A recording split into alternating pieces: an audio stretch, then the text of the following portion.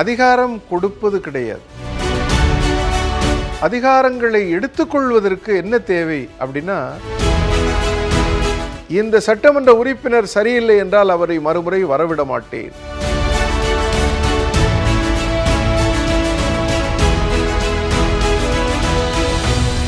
பொதுவாக ஒரு பொது புத்தியில் ஒரு புரிதல் இருக்கிறது. இந்த மக்களை அதிகாரப்படுத்துதல் என்று சொன்ன உடனே என்ன நினைப்போம் அப்படின்னா, மக்களுக்கு அதிகாரம் கொடுக்கிறது அப்படின்னு.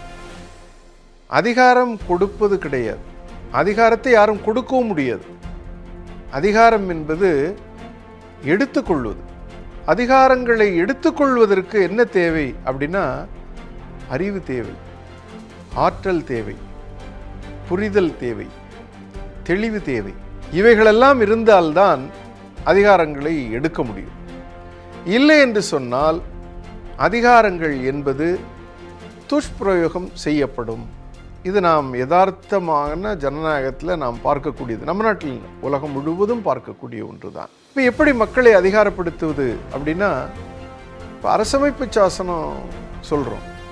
அப்போ அரசமைப்பு சாசனத்தை பற்றி பேசுகின்ற பொழுது, குடிமக்களாக அவர்களுக்கு என்னவெல்லாம் உரிமைகள் இருக்கிறது, குடிமக்களாக அவர்களுக்கு விதிக்கப்பட்ட பொறுப்புகள் என்னவெல்லாம் இருக்கிறது, அதை தெரிஞ்சுக்கணும். அப்போ தான் செய்ய வேண்டிய பொறுப்புகளை உணர்ந்து தெரிந்து தெளிந்து செயல்படுத்துவதன் மூலமாக இந்த உரிமைகளை வென்றெடுக்க முடியும். இந்த உரிமைகளை வென்றெடுப்பதற்கு எது சாத்தியப்படுகிறது என்று சொன்னால், நாம் கை கொண்டிருக்கக்கூடிய ஜனநாயகம் நமக்கு பயன்படுகிறது. அந்த ஜனநாயகத்தில் இருக்கக்கூடிய தேர்தல் நமக்கு பயன்படுகிறது. இந்த ஆட்சி சரியில்லை என்று சொன்னால் இந்த ஆட்சியை நான் அகற்றுவேன். இந்த சட்டமன்ற உறுப்பினர் சரியில்லை என்றால் அவரை மறுமுறை வரவிட மாட்டேன். இந்த பாராளுமன்ற உறுப்பினர் சரியில்லை என்றால் மறுமுறை அவர் தலைகாட்ட முடியாது.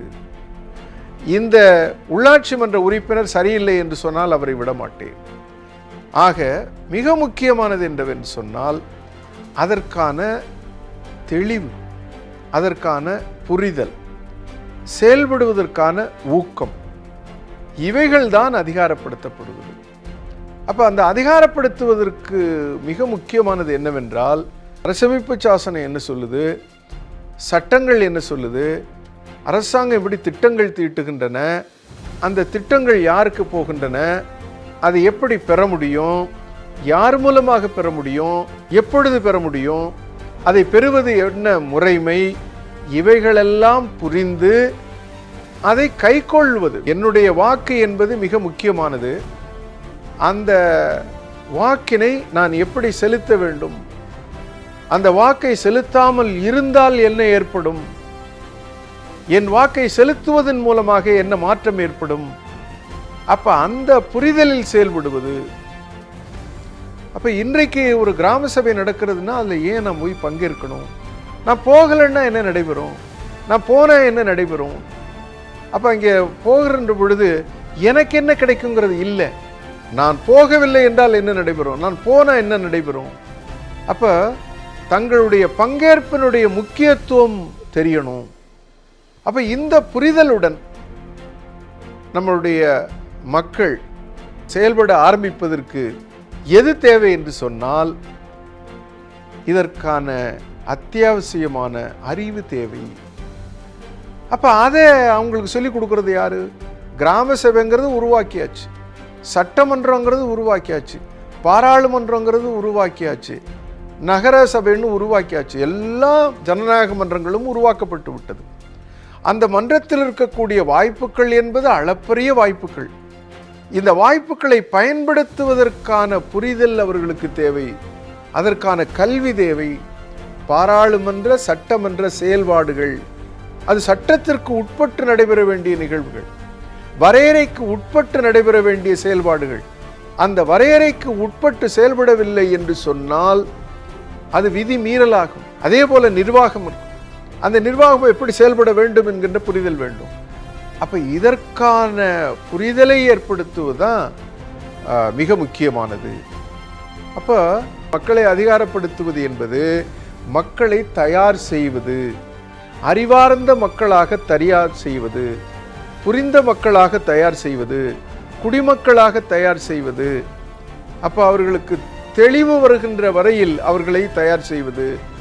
ஆக இதற்கான கல்வி, குடிமக்களாக செயல்படுவதற்கான கல்வியை தருவது தான் அனைவருடைய மிக முக்கியமான கடமையாக கருதப்படுகிறது.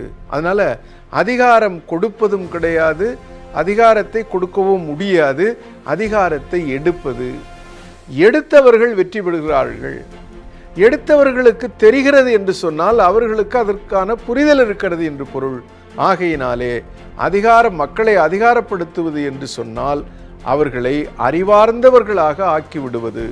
எந்த பதவிக்கு சென்றாலும் அந்த பதவியில் அவர்களுடைய பொறுப்பு என்ன, கடமை என்ன, நிறைவேற்ற வேண்டிய அடிப்படையான கடமைகள் என்ன என்பவற்றையெல்லாம் அவர்கள் தெரிந்து கொள்ள வேண்டும். அதற்கான கல்வியை தருவது, அதற்கான புரிதலை தருவது, இதுதான் மக்களை அதிகாரப்படுத்துவது.